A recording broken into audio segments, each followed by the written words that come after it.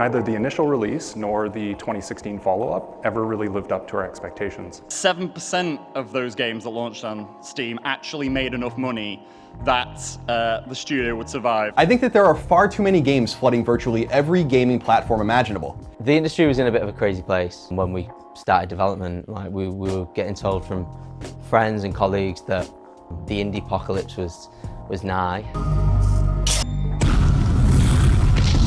and that sales were plummeting, and it was harder and harder to kind of make a name for yourself.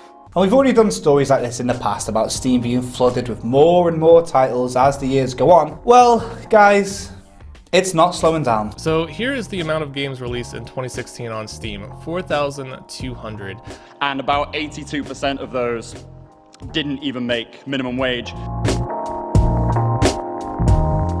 Tryhard Interactive is a community-driven development studio. We're an indie studio, we make games, and we were formed in 2017 when we were a bunch of students straight out of uni. And I'd never actually met any of the guys I'd set the studio with before. A guy in uni came up to me and asked if I wanted to set up a studio with him, and now he's my business partner 3 years later. It's the worst decision of my life. We knew that Steam was becoming more and more saturated, especially on that kind of the AAA side. And then from an indie side, it was because the market was getting so oversaturated, it was really hard to stand out. Really hard to stand out without a solid community base. Our sort of answer came was building a brand that people trust, and that doesn't mean necessarily a brand orientated around games. We envisioned it a lot like Kind of Funny and those kind of guys where they were creating content around stuff that they loved, and it just happened to have built a community that were also passionate with not just the games that we make or the products that we make, but also us as individuals and us, the team dynamic. You gotta think about it. I've put out a song a week for like 2 years because I had to blow up. Before I got a SoundCloud, I put out 11 projects, and I stopped doing that because I had made a 12th one. And instead of just putting it out like I did with all the other 11 ones, I need to blow up first before I just put out another project on deaf ears. So that's when I came up with the approach of a song a week on SoundCloud. So we set out making vlogs and making content. There's this process I like to call procedurally generated fame, and it can be just like that, a load of luck. We see this with meme sort of games like the Untitled Goose Game, but for every Untitled Goose Game there's thousands of really cool indie games that just don't get noticed. Our sort of solution became, let's build a brand that encompasses many different elements to it that people will know us from, and then we can drive that traffic back to sort of our products and our games. What eventually transcribes is that making a game is really hard. Making games is hard. Making games is ridiculously hard. It's fucking hard.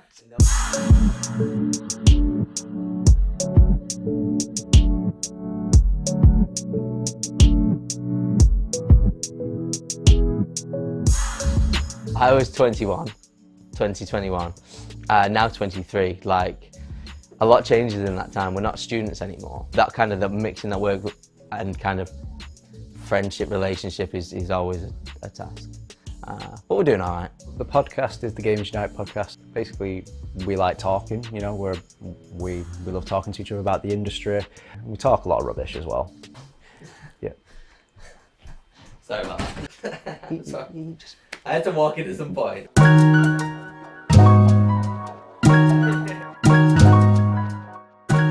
So today we have Tanner and...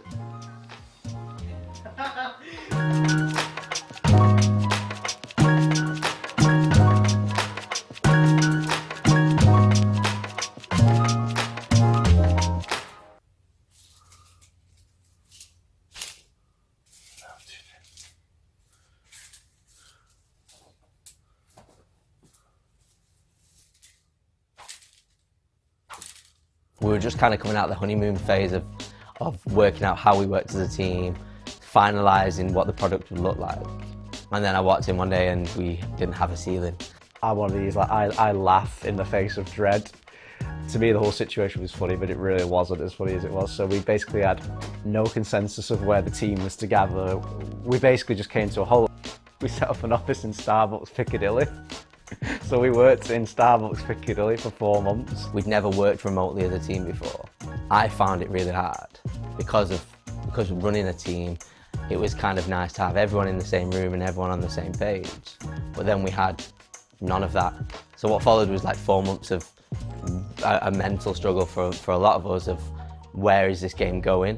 We didn't know really how to track where everyone was in development and how far along the product was going to be.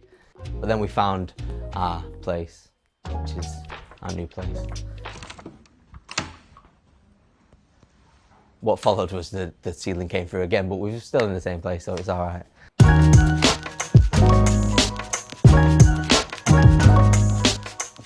Development hell, where when everything goes wrong for no apparent reason. Always a fun time, especially when I've got Kieran and breathe down my neck about it.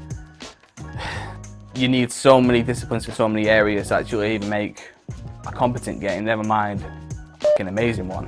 Audio engineers, artists, graphic designers, gameplay designers. There are so many individuals and so many different crafts that I think it's almost a miracle that games actually get finished. Even Red Dead isn't perfect, despite what Simran says. Yeah. You know, you've got things like bugs, breaking things. These are all things that are going to happen. That is game development. AAA games launch with bugs all the time. The hardest thing for us has been building the community and the business side of it. The things that they don't teach you, the things that nobody talks about that are extremely important. Things like setting up localization and how long that takes and how expensive that can be. Setting up Steam pages, getting stuff submitted to lock check, dev kits. How do you build a community when you don't have the money behind to afford mass marketing teams, get people to listen to you? So you've got to stand out, but how do you stand out? And it is a roll of the die. You know, we did get lucky now, we've got a quite decent community behind us, especially in Discord, but again, that came from procedurally generated, you know.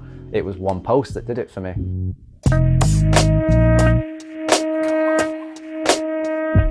Gamers Unite is like the embodiment of our community. It's the place where everyone can come, no matter if you're a gamer or a developer, and connect over the things that we love, which are games at the end of the day. What we wanted to do with Gamers Unite is have that become a hub in Manchester for gamers, developers, journalists to come and have a conversation and actually talk about what actually goes into a game's development before it's even released. Simran started Gamers Unite a year or two before I came on board. What it's slowly become is kind of the other half of the business. We were at a venue where I couldn't do a lot with the event. I wanted to change the whole structure of it, and Kieran came on as a brand manager to work alongside me as business partners for the event, and it's been a huge, amazing journey. It's like watching the baby go from its first steps, start getting really good grades at school, and then go on its way to university. We did a big rebrand at launch event, which has been my favourite event to date. And following that, we had the 2019 year where it's sort of solidified what it is now. This is what the new Gamers Unite is. We just finished the game's development. We're coming up to release. It kind of signifies like a bit of a shift in the team's dynamic in what the company are trying to achieve this year. It's scary, you know, it's been 3 years, but it's there now. Big moment. Not just for obviously the game, what we look forward to doing with, but beyond that, you know, the events, the podcast, there's a lot we want to do. And now that we're sort of coming towards the end, there's a lot more that we've got planned for the brand and what we want to do as a team and as a studio moving forward. This is where our 5 and 10 year plan come into place. Just kind of as the game's launch comes up soon.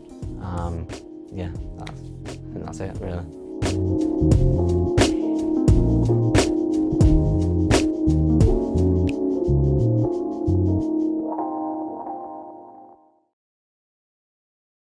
It's a fast-paced, oh my God, I've forgotten the slogan. Is it fast action, 4-player shooter? It's a fast party. The Otterman Empire is like a fast action party shooter. I just make it, I don't market it.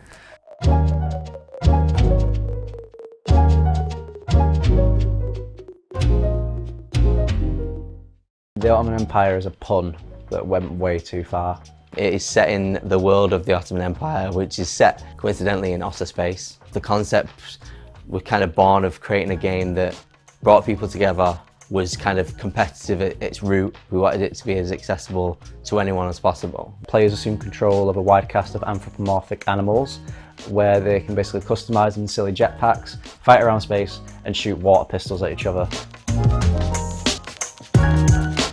We wanted it to be as accessible to anyone as possible. We looked at Disney and Nickelodeon, all of these big IP that transcended demographic and was accessible to everyone. For us, it's always been about bringing people together. That's what we're about as a studio.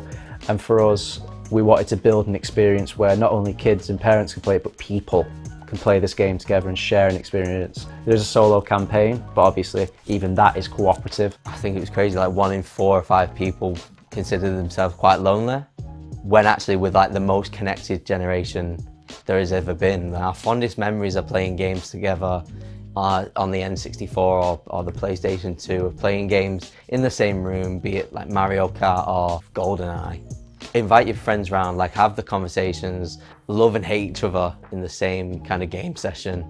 And I think that's kind of one of the things that we're missing when we talk about online experiences.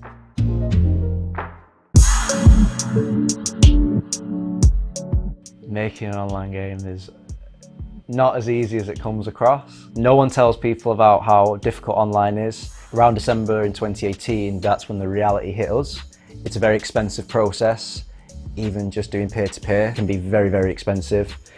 It's not as simple as just setting up a server and letting people jump on. For us, we'd had this grand vision when we were a bunch of students, and then for us to get these metrics and these costs, it really sort of made us had to sort of scope down the project. Online is sort of a cultural expectance of video games, but the support isn't there for indies to implement it. We decided to like weigh heavily into this sense of cooperative and competitive local multiplayer, which was, at the end of the day, it was at the core of the game anyway. Around December in 2018, we came to the conclusion that we needed to offer something more than just kind of local multiplayer, and that's when we decided to turn the Otterman Empire into like a first-person experience as well, because we realised like what's the use of having a video game if you can't enjoy it on your own. So the story mode in the Otterman Empire is all about you kind of honing your skills that you can take into the multiplayer then, which means that you have kind of bragging rights over your mates as well.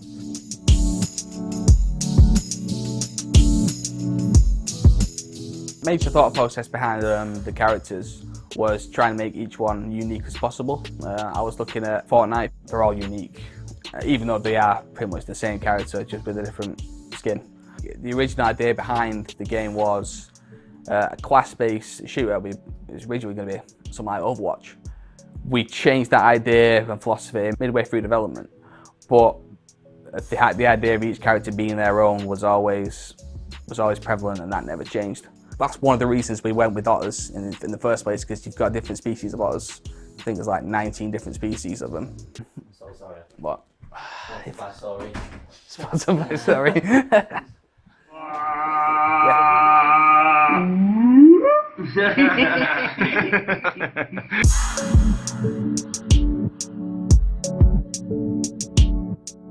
We wanted to kind of give each party their opportunity to customise their own match in each round of their game of the Ottoman Empire. So we worked with the community to build out and come up with all of these different objectives and these different scenarios that would mean that they'd be competitive in different ways, if it's traversal or firefights. What that allowed us to do is kind of give the choice back to the player, allows them to kind of specialise in the game mode that they want to play. So they can customise their characters, they can customise the game mode, they can choose which game mode they play in each round of a party match. When I see everybody playing it at MGU, I see people playing it firsthand. I literally don't have to say anything to them, they just get into it and start arguing with each other. If they're making noise, they're enjoying it.